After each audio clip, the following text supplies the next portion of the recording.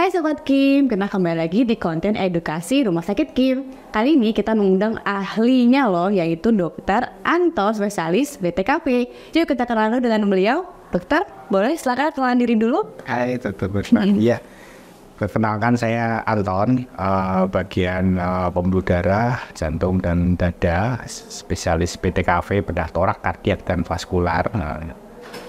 Di sini kami akan membahas segala sesuatu tentang problem penyakit ya. Ya, benar sekali. Baik, di sini mungkin teman-teman yang belum tahu apa sih itu varises. Nah, belum pernah dengar belum tentang varises? Kita tanya dulu ahlinya ya. Dok, kira-kira varises itu apa sih, Dok? Varises itu seperti problem pada pembuluh darah dan terutama pada vena, bisa terjadi di semua tubuh. Mungkin kalau wajah tuh kelihatan gurat-gurat warna biru-biru, lalu mungkin ada yang paling sering sih di kaki ya. Di kaki itu kadang ada pembuluh darah yang gurat-gurat warna biru, ungu, ada yang sampai benjol-benjol, ada yang tidak benjol pun juga kakinya kemeng. Nah itu sudah masuk ke problem varises. Varises mungkin dikenali problem karena kosmetik atau kecantikannya, tapi sebenarnya bukan sesimpel itu. Jadi kalau dibiarkan terlalu lama bisa menyebabkan problem yang lebih dalam lagi. Karena varises itu vena itu pembuluh darah yang balik, dan pembuluh darah itu selalu berhubungan dengan jantung, dan jantungnya akan bermasalah nantinya sebagai pompa di tubuh manusia. Kira-kira yang paling sering terkena varises itu siapa, Dok? Atau mungkin ada faktor keturunankah atau bagaimana, Dok? Rata-rata yang sering terkena itu pada pasien yang gemuk, obesitas. Lalu paling sering juga wanita. Laki-laki juga ada, tapi rata-rata laki-laki itu karena genetik, turunan dari orang tuanya atau dari nenek kakeknya. Jadi pembuluh darahnya mudah kelar, jadi pembuluh darah mengubah jadi melebar, dan itu akan menyebabkan problem varises. Sekarang mungkin lebih sering ditemui pada anak-anak muda, pada yang mungkin mau pemeriksaan masuk ke akademi polisi atau tentara. Jadi pemeriksaan yang dilakukan juga kadang kita ketemu ada varises, dan varikokel yang di kelamin itu juga pelebaran pembuluh darah vena pada kelamin. Itu maksudnya. Kira-kira faktor yang menyebabkan varises itu apa, Dok? Atau mungkin orang-orang beresiko ya terkena varises itu seperti apa? Mungkin kita mulai dari usia remaja. Mungkin ada yang mungkin waktu remaja kurang aktivitas, banyak duduk, atau hanya ya kalau kurang aktif hanya jadi sekarang main gamer terus ya, duduk terus. Jadi tekanan yang di perutnya itu makin tinggi, jadi menyebabkan pada kaki alirannya kurang lancar, sedangkan dari jantung itu memompa ke seluruh tubuh, memberikan aliran darah, memberikan suplai makanan.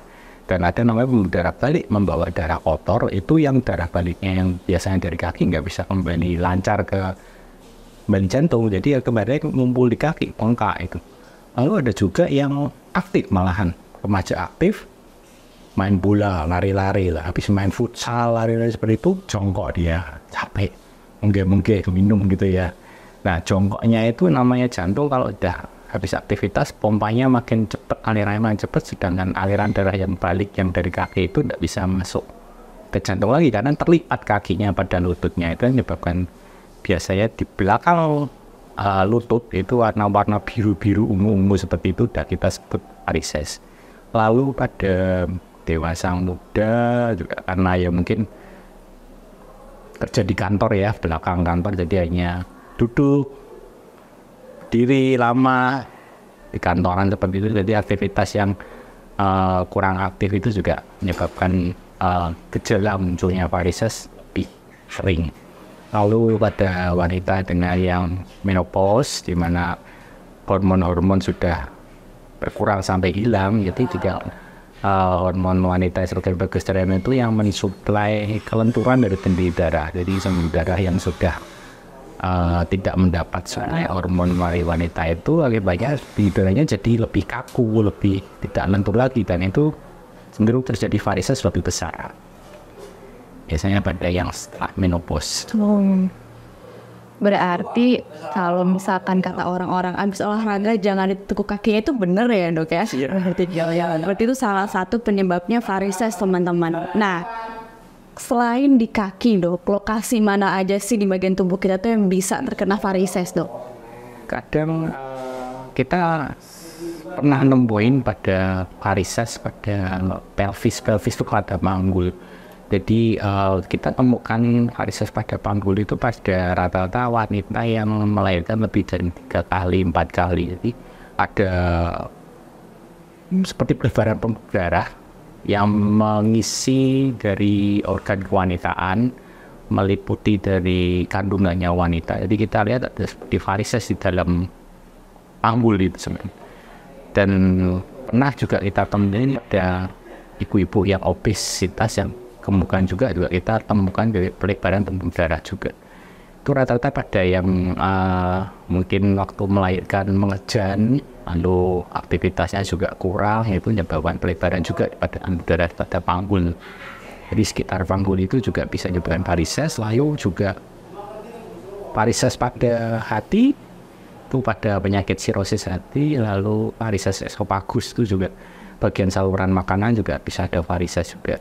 Cuma ya memang kita harus kenali dulu problemnya seperti apa. Kalau varises pada hati, warna sirosis hati dan esofagus itu memang problemnya lebih ke pencernaan, jadi agak sulit nanti menanganinya karena itu problem dari infeksi hepatitis. Jadi lebih kompleks ya dok, karena dia di dalam dan itu masuk pencernaan ya. Oke, baik. Selanjutnya nih dok, apakah varises itu bisa disembuhkan dok? Varises untuk disembuhkan itu kita menghilangkan varisesnya itu. Jadi kalau dibilang sembuh itu tergantung dari setelah kita lakukan tindakan, apakah perilaku ke lifestyle-nya itu seperti saat sebelum ditindakan, ya otomatis tidak bisa dikatakan sembuh. Sembuh itu berarti dia sudah kita perbaiki total semua dan memulai hidup lifestyle baru. Jadi varises ini nanti kita perbaiki dengan tata laksana. Ada variasi yang banyak, ada yang metode operasi atau metode yang tanpa operasi. Nanti kita bahas yang metode yang tanpa pembedahan tanpa operasi. Dan dengan setelah kita lakukan perbaikan ini, lifestyle mungkin dirubah, mungkin lebih aktif, lebih banyak bergerak, jalan. Dan ada beberapa seperti mungkin makanan kurangi garam, lalu perbanyak minum air, itu juga nanti tips-tips yang akan kita berikan untuk mencegah munculnya kembali varises. Untuk kaum mageran kayak susah ya. Kayak harus banyak bergerak ya, banyak mencegah varises ya. Oke, sebelum kita bahas tentang metode yang tanpa operasi tadi ya dok, pencegahannya dok, spill sedikit-sedikit aja ya dok, pencegahan varises bagaimana dok, spill. Untuk mencegah itu sebenarnya simpel dengan manusia dari zaman dulu memang selalu bergerak karena kemajuan zaman sudah ada motor, mobil, lift, tangga berjalan, eskalator, jadi otomatis untuk pergerakan di kaki kurang. Secara fungsi tubuh, fisiologisnya, jantung ini kalau kita sebut sebagai mungkin perumpamaannya kayak pompa sanyo simisunya rumah. Jadi jantung ini yang memompa ke seluruh tubuh, ke kepala, ke kanan, ke kiri, itu memberi aliran darah melewati pembuluh darah arteri atau nadi. Nah, setelah memberikan aliran darah suplai makanan itu, ada namanya pembuluh darah vena, nadi balik, pembuluh darah balik, namanya vena. Vena ini dindingnya lebih tipis daripada arteri tadi, jadi tidak berdenyut, tapi muncul di permukaan seperti guratan. Nah, vena aliran ini bisa bergerak, bisa ngalir sesuai dengan gerakan nafas. Jadi misalnya di tangan kita tarik nafas dalam, otomatis vena akan kembali secara otomatis. Tapi kalau pada pembuluh darah vena yang di bawah, pusar ke bawah, itu kalau tanpa gerakan dari otot kaki, petis itu seperti jinjit-jinjit, pergerakan seperti kakinya itu digoyang-goyang seperti itu aliran darahnya tidak bisa terpompa kembali ke jantung. Akibatnya di bagian kaki itu akan menggumpal, akan melebar. Nah, caranya biar tidak terjadi bengkak itu, ya otomatis harus bergerak, berdiri. Mungkin pernah tahu di kita perjalanan jauh naik kereta atau naik mobil atau naik pesawat, mungkin jangka jauh itu otomatis kalau kita duduk dengan kursi ekonomi nekuk, kaki pasti akan bengkak itu.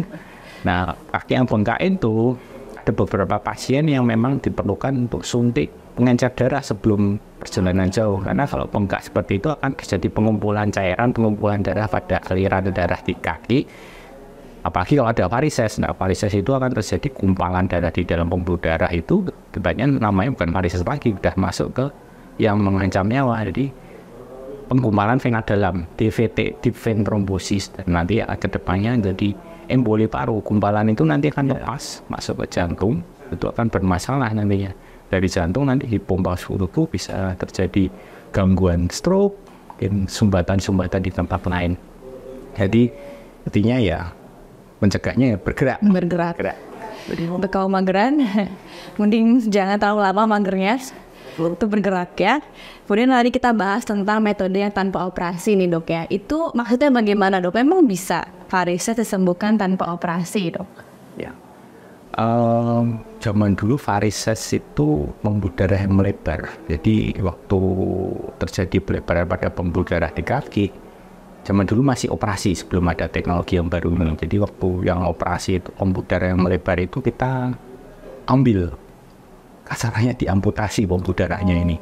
Jadi diambil yang mengganggu itu agar tidak terjadi penggumpalan darah, tempat untuk gumpal di darah di sana, karena sudah melebar, fungsinya sudah nggak berfungsi sebagai pembuluh darah penghantar darah lagi. Jadi bentuknya yang mungkin normalnya kayak sedotan, mungkin sedotan aqua ya, itu ukurannya sekarang sudah kayak sedotan boba lebar dan berkelok-kelok itu. Jadi karena pelebaran seperti itu ya zaman dulu diambil. Jadi dibelek, diambil pembuluh darahnya. Kalau yang model sekarang nanti bentuknya seperti alatnya fiber, kayak laser gitu, kecil gitu. Dan laser ini pembuluh darah ini nggak diambil lagi, nggak kasarnya nggak diamputasi lagi, tapi dikecilkan. Jadi pembuluh darahnya dibikin tertutup. Jadi biar pembuluh darahnya nggak berkelok-kelok lagi dan hilang pada perjalanan berikutnya. Biasanya dalam waktu sekitar 2 minggu, 3 minggu akan hilang dari tampakan dari kulit. Tapi memang tetap ada di sana. Hanya memang teknologi yang baru ini kita tidak mengambil organ pembuluh darah vena ini, jadi biarkan tubuh menyerapnya sendiri. Jadi kadang mungkin pernah lihat orang kalau ada gangguan stroke, mungkin sisi kanannya lemah, lama-lama kalau nggak digerakin kan tangan kirinya kecil ya, ngecil ya, seperti itu. Dari metode ini yang digunakan, pembuluh darahnya dikecilkan, lalu otomatis kalau sudah nggak berfungsi akan diserap oleh tubuh sendiri dan menghilang. Jadi sama sekali tidak ada sayat, tidak menggunakan pisau. Jadi hanya berupa jarum yang kita tusukkan untuk membuat pembuluh darahnya kembali mendekati normal lagi. Nama tindakannya apa dok? EVLA. Oke. Singkatannya? Endovascular venous laser ablation. Oh mantap. Jadi itu tindakan tanpa sayatan ya dok ya? Berarti bentuknya laser. Masuk ke pembuluh darah. Oh. Lebih minim apa dok? Berarti lebih minim ini ya? Komplikasi? Komplikasi tetap kita katakan berbeda dengan pembedahan. Kalau pembedahan pasti yang pertama kosmetiknya jelek ya, karena kan disayat pakai pisau dan bekasnya masih ada. Kalau yang model ini kita gunakan hanya satu titik aja, tuh berupa jarum masuk fibernya lasernya ini, dan benar-benar seperti tidak ada tindakan sama sekali, seperti tidak dilakukan tindakan. Habis dari rumah sakit nih, habis ini, tapi mana bekas bedanya? Nggak ada, memang tidak ada, memang kita lakukan. Berarti salah satu keuntungannya ya dok ya, tanpa sayatan gitu ya. Selain itu ada lagi dok keuntungannya? Pasien malah lebih, besoknya malah bisa lebih aktivitas lagi. Jadi kadang kalau habis operasi itu kan masih nunggu 2-3 hari untuk bisa berjalan. Kalau pada tindakan laser ini pada varises, besoknya sudah harus diaktifkan lagi, disuruh berjalan, karena jantungnya kan masih berdetak, mengalirkan aliran darah, sedangkan pembuluh darah yang bermasalah sudah kita tutup, kita alihkan ke pembuluh darah yang benar, jadi otomatis harus bergerak lebih aktif lagi agar sirkulasi makin lancar. Itu keuntungannya. Kalau ada kekurangan ya dok dari metode ini? Kurangannya ya memang kalau kita sebut di istilah Jawa ini ono rupo ono rego memang. Problemnya karena varises laser varises ini agak mahal memang, tapi kita bisa lakukan bagaimana tata laksananya agar bisa digunakan baik pada asuransi swasta maupun asuransi pemerintah. Oh baik. Untuk penggunaan laser ini dok, metode ini kira-kira untuk varises yang seperti apa dok bisa dilakukan tindakan ini? Biasanya varises yang kita lakukan tindakan itu pada pemeriksaan poliklinik itu nanti kita nilai dulu. Pasien pada waktu datang kita tanyakan pertama itu anamnesa, jadi seperti kita melihat keseharian pasien, mungkin keseharian bagaimana bu, kakinya gimana, saya kasih istilah ibu karena biasanya kan ibu yang lebih sering problem varises. Jadi ya pertama kalau mungkin pinjol-pinjol terlihat jelas, lalu yang kedua mungkin kakinya pegel nih seperti kayak digondeli, seperti kayak ada beban pada kaki. Beban itu karena aliran darah yang di kaki nggak bisa mengalir lancar balik ke dada, ke jantung, jadi dia ngumpul di kaki, jadi rasanya nggak berat. Kalau udah berat seperti itu, kaki yang tertarik, ujung-ujungnya nanti boyoknya sakit, jadi sebutnya HNP. Jadi memang ada nervus sciatic di sini yang tarik dari bagian paha itu karena beban di kaki yang di bawah lutut menyebabkan tarikan dan rasanya pegel. Lalu mungkin yang ekstrem lagi mungkin ada bekas luka gatal hitam. Kalau dicek di lab mungkin wah ini kemungkinan kencing manis nih, tapi dicek ternyata bilangnya juga normal, nggak ada masalah. Tapi memang masalah pembuluh darah ini yang kakinya jadi hitam-hitam, jadi pembuluh darah yang tidak bisa ngalir itu kayak pecah. Pembuluh darahnya itu seperti rembes di antara sela-sela lemak dan kulit, jadi membuat warna lebih hitam karena vena itu membawa darah balik. Darah balik itu kotor, darah kotor, dan kalau ada kotor tuh warnanya lebih gelap daripada pembuluh darah satunya yang tadi itu yang lebih cerah. Berarti yang kira-kira varisesnya itu timbul ya, kelihatan dengan mata kepala, terus mengganggu pasien juga dalam beraktivitas ya dok ya. Oke, mungkin kebanyakan masyarakat yang penasaran dengan metode EFLA ini ya untuk pasien varises. Pasti banyak yang bertanya dok, kira-kira bisa nggak dok dengan BPJS? Karena kan kebanyakan mereka dengan BPJS. Nah, bagaimana untuk penggunaan EFLA di rumah sakit ini dok? Bisa. Oh bisa. Sakit bisa fasilitasi dengan BPJS. Bisa ya dok ya, berarti bisa nih teman-teman, ibu sekalian, metode EFLA di rumah sakit Kim ini bisa digunakan dengan BPJS. Jadi bapak ibu sekalian jika punya problematika yaitu varises entah itu di kaki maupun mungkin di kelamin dan lain sebagainya, bisa untuk berkunjung datang ke poliklinik Dr. Anton, spesialis sudah dada, jantung dan dada ya. Pokoknya insya Allah kita bisa menangani varises di sini. Yang penting teman-teman atau bapak ibu sekalian itu harus tahu dulu nih varises itu seperti apa sih, bagaimana pencegahannya, dan jika memang sudah tidak mampu untuk mencegahnya dapat diobati dengan metode ini. Bagaimana dok? Ada yang mau ditambahkan tentang metode EFLA ini dok? Ya itu pada dasarnya harus bergerak untuk mencegah. Ya, memang yang jika sudah memang ada masalah ya kita sebagai rumah sakit, sebagai penyedia layanan kesehatan siap mengembalikan teman-teman saudara semua di sini agar kembali ke kehidupan normal, mendekati normal lagi. Artis dia kalah. Baik, terima kasih banyak Anton untuk waktunya. Terima kasih teman-teman sudah menonton layanan edukasi kami. Jangan lupa tetap jaga kesehatan dan banyak bergerak. Terima kasih, sampai jumpa di edukasi berikutnya.